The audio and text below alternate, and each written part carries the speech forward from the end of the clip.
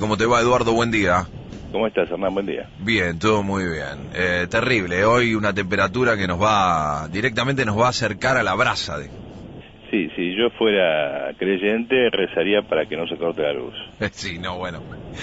Definitivamente yo ni quería tocar el tema, pero bueno, ya que lo tocaste, vale la pena que crucemos los dedos. Yo voy a ser creyente, voy a cruzar los dedos. Y si por un día rendiremos pleitesía a algún dios.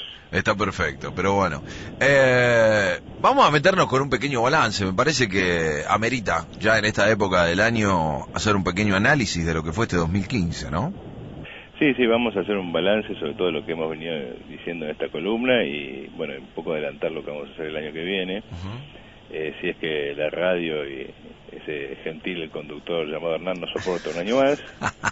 Y si los oyentes, por supuesto, están dispuestos a seguir insultando a alguien, digamos que... Mira, me dicen que están preparando algo especial, así que no sé. Bueno, espero que sea una buena sorpresa.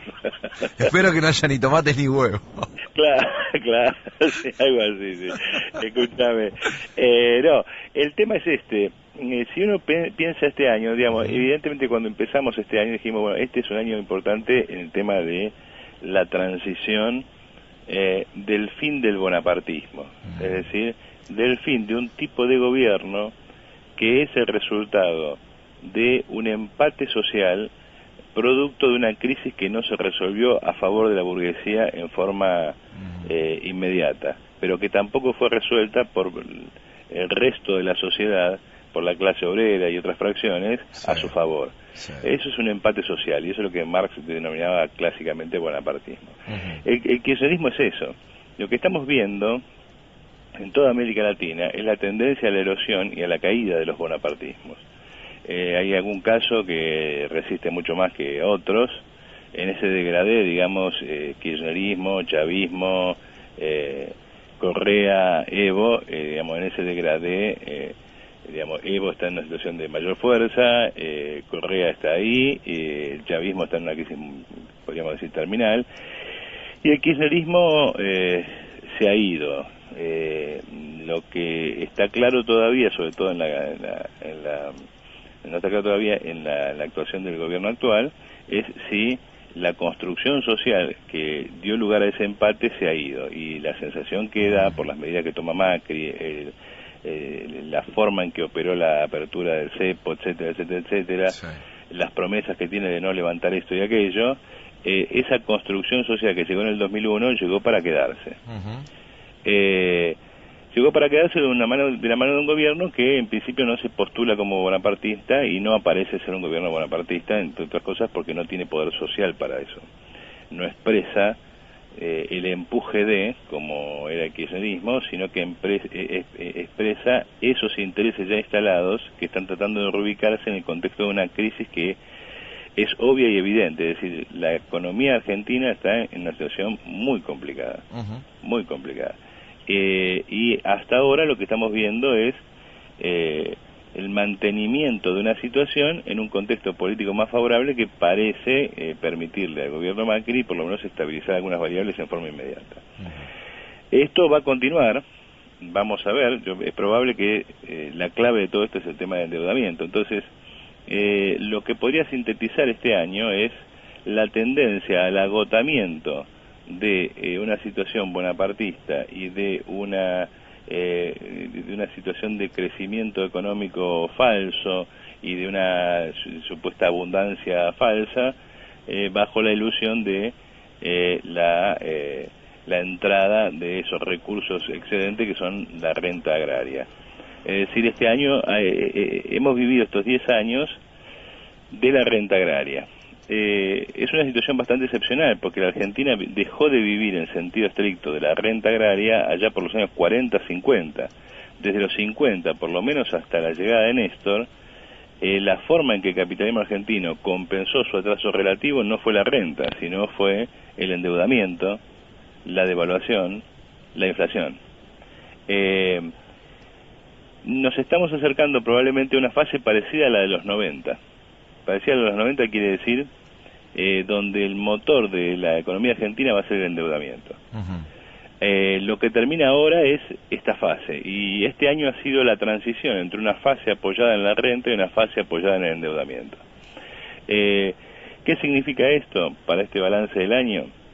Significa cosas muy contradictorias. Si lo vemos a nivel muy macro, lo que vemos es, bueno, se ha producido uno de los movimientos típicos de la economía argentina, que anticipan que acá difícilmente haya algo nuevo y que los problemas generales de la Argentina seguirán siendo los mismos problemas. Es decir, podemos seguir con esta columna durante todo el macrismo, que tendremos para decir más o menos lo mismo.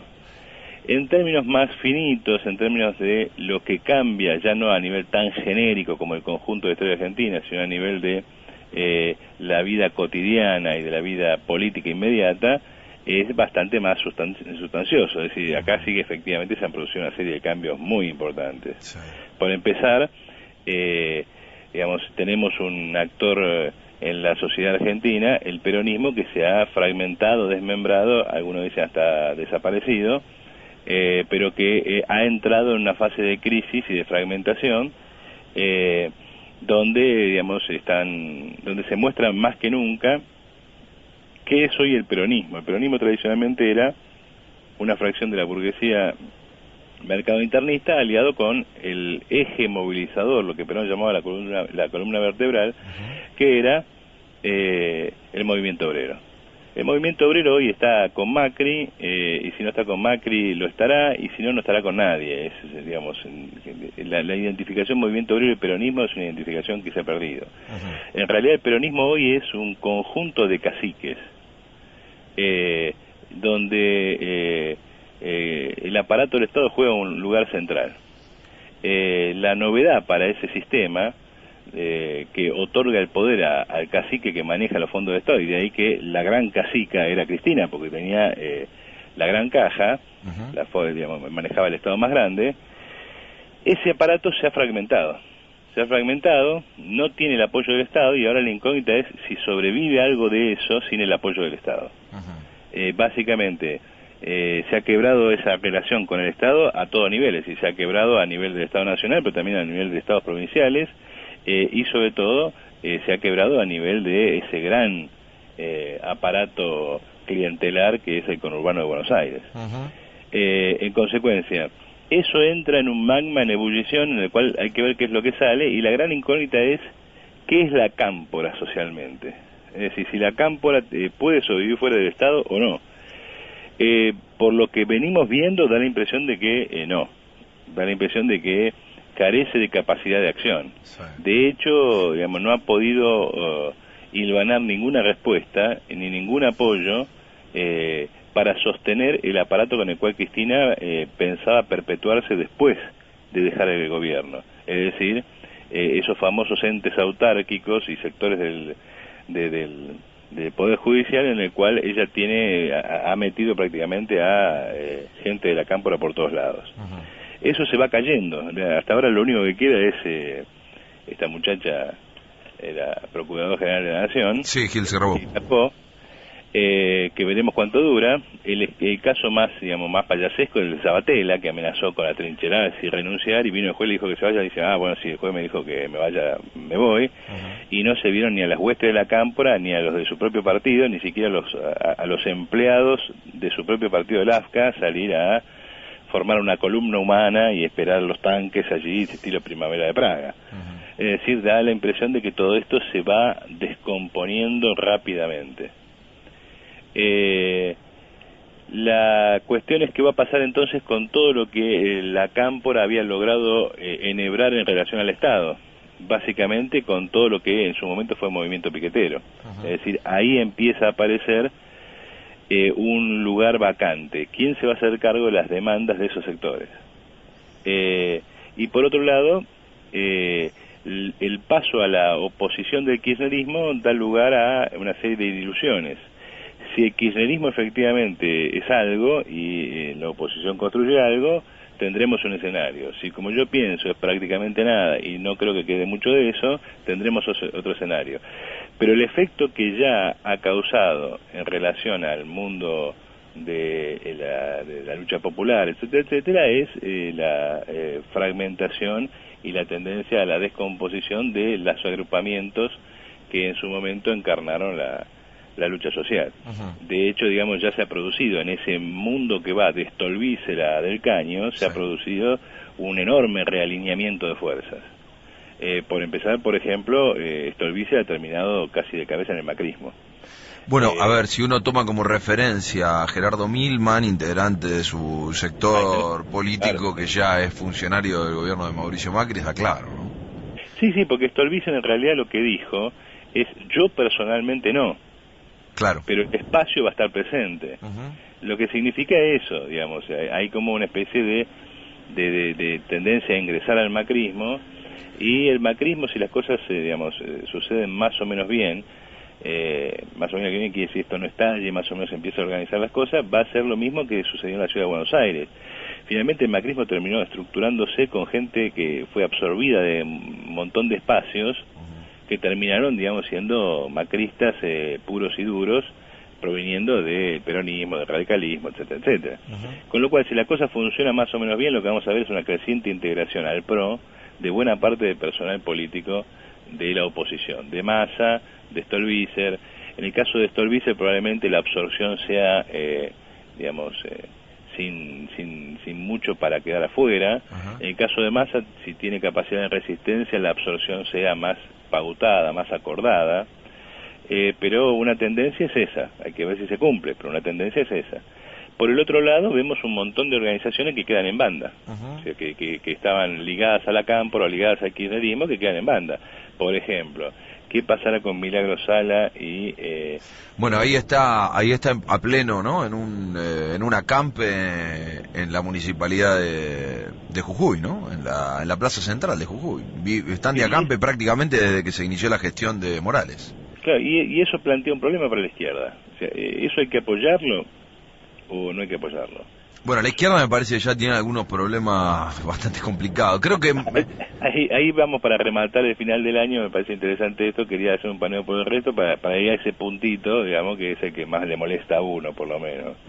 Pero el caso de Milagro Sala plantea un problema, porque efectivamente es un emergente del 2001, efectivamente está en una situación en la cual allí se va a proceder a un reordenamiento de la relación entre ese movimiento que surgió por fuera del Estado y se integró al Estado como una especie de Estado paralelo y la nueva situación política.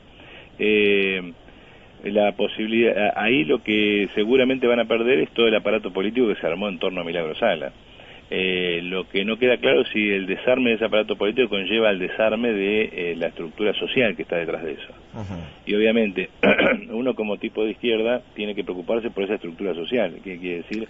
No puede ser que en nombre de ajustar las cuentas entre una fracción de la burguesía y otra, porque finalmente Milagro Sala es parte del aparato burgués, la liguen los sectores populares, los trabajadores, porque acá la puja es quién manda en la provincia. Mira, a ver, si uno recorre el proceso en la ciudad de Buenos Aires, cambiará de manos a alguien que por lo menos tenga un diálogo con quienes manejen la billetera. Eso parece ser.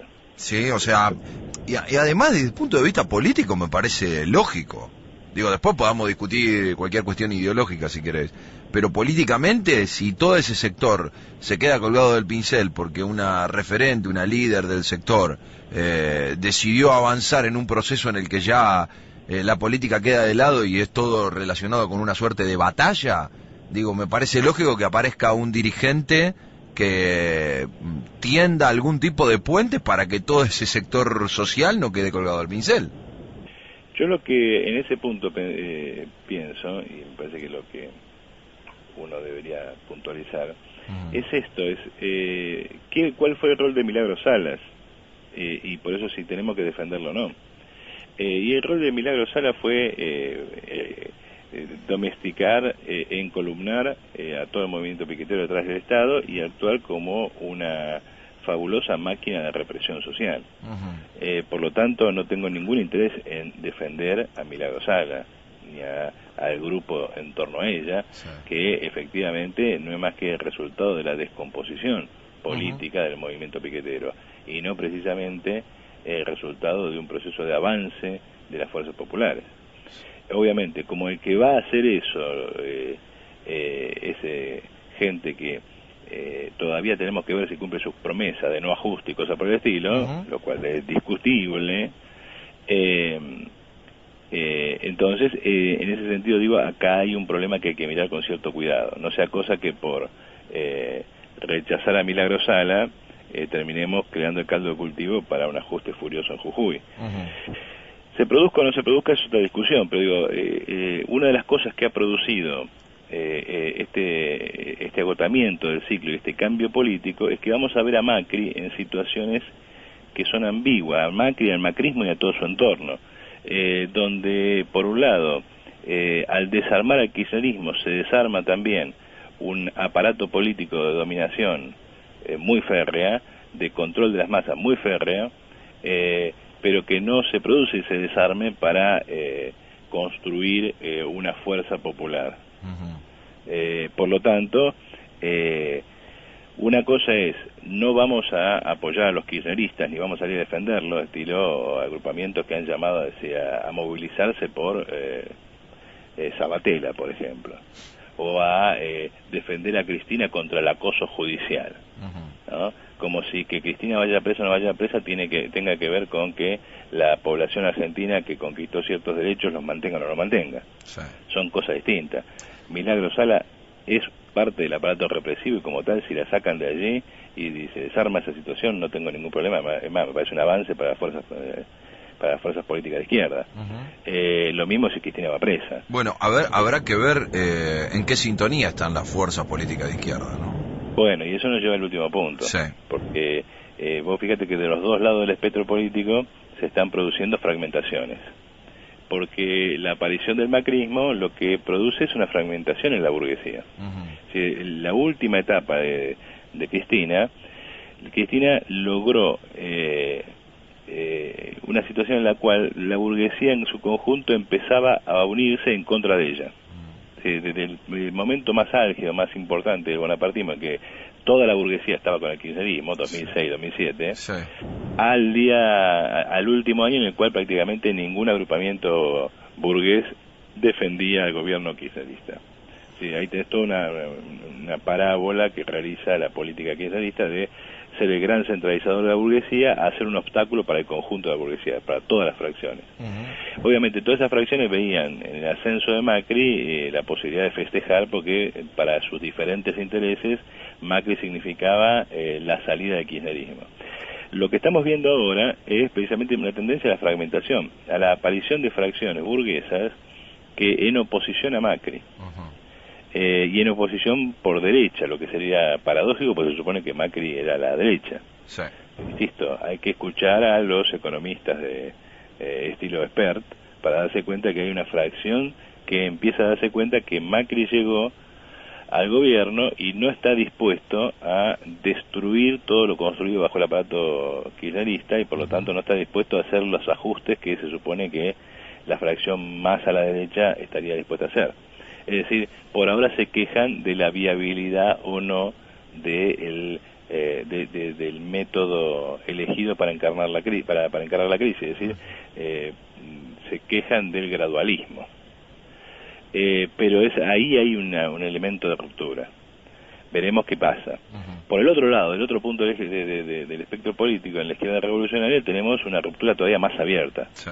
Una ruptura que ya empezó en las PASO y que no ha hecho más que profundizarse. Impresionante. La verdad que sí, a ver, hay situaciones realmente para analizar políticamente. Uno puede analizar la derrota del peronismo en la provincia de Buenos Aires como debacle de lo que después fue el proceso nacional, de elecciones nacional. Ahora, lo que uno no imaginaba es que de las PASO para acá, y ya hay algunos datos que habla de ruptura incluso del bloque, es que de un FIT que iba creciendo, terminamos a un FIT en plena ruptura. Sí, yo creo que eso se va a profundizar, sí. Lamentablemente, pero se va a profundizar, que vamos hacia una ruptura más o menos formal, y si esa ruptura más o menos formal no termina de producirse es simplemente porque en algún momento prima la cordura y a algunos le entra el temor de que la ruptura definitiva del FIT signifique una crisis para su propia fuerza. Uh-huh. Es decir, esta tendencia a la ruptura se va a profundizar. Ya era visible antes. El FIT finalmente no fue ni siquiera un acuerdo electoral más o menos estable. Sí. Pero ahora incluso empieza a romperse como acuerdo electoral. Bueno, ¿cuánto durará esto? ¿Cómo avanzará? No lo sabemos. Hay perspectivas distintas y la línea a seguir es distinta por cada uno. Uh-huh. Es decir, finalmente el PTS cree que está en condiciones de salir a recoger la crisis del kirchnerismo y el PO está en medio de una crisis interna propia, según la cual una línea es más petecista y una línea es más obrerista, más buscando los recursos tradicionales del movimiento obrero y no tanto ese discurso pro mujer, trabajadores, jóvenes, etcétera, etcétera, ese discurso simpático a las huestes supuestamente desilusionadas ahora del kirchnerismo. Eso se va a seguir profundizando. Y no habiendo elecciones en breve, el resultado es su profundización, porque donde los partidos del FIT pueden llegar a asustarse es ante la perspectiva de no superar las PASO, no poder enfrentar una elección que no sea catastrófica, y entonces ahí normalmente se retrocede. Uh-huh. Pero vos te das cuenta que el hilo que une ese conjunto es extremadamente frágil. Sí. Eduardo, te mando un abrazo, buen fin de año y mejor comienzo, y ya estaremos por aquí volviendo a retomar este espacio de análisis que la verdad que vale la pena, y sobre todo para sumar en la discusión, ¿no? Como siempre lo planteamos, la intención es tener otra mirada sobre lo que pasa. Me parece que es la clave para sentarnos a discutir a futuro hacia dónde vamos, ¿no? Sí, bueno, yo por un lado agradecerte a vos y a todos los compañeros de la radio, y bueno, y a los oyentes que se han interesado en esta columna. Trataremos de seguirlos manteniendo en esa situación de me gusta pero me molesta, no me gusta pero lo escucho igual, este hijo de su madre algo dijo, o si querés enterarte de lo que no va a pasar, escuchás Artelli. Bueno, no importa, como sea, siempre es importante que actuemos como la avispa que pica y molesta y ayuda a pensar. Te mando un abrazo, buen fin de año. A todos los compañeros allá en la radio y a los oyentes. Dale, chau, chau. Allá en la radio y a los oyentes. Dale, chau, chau. Allá en la radio y a Dale, gracias. los oyentes. Dale, chau, chau. Allá en la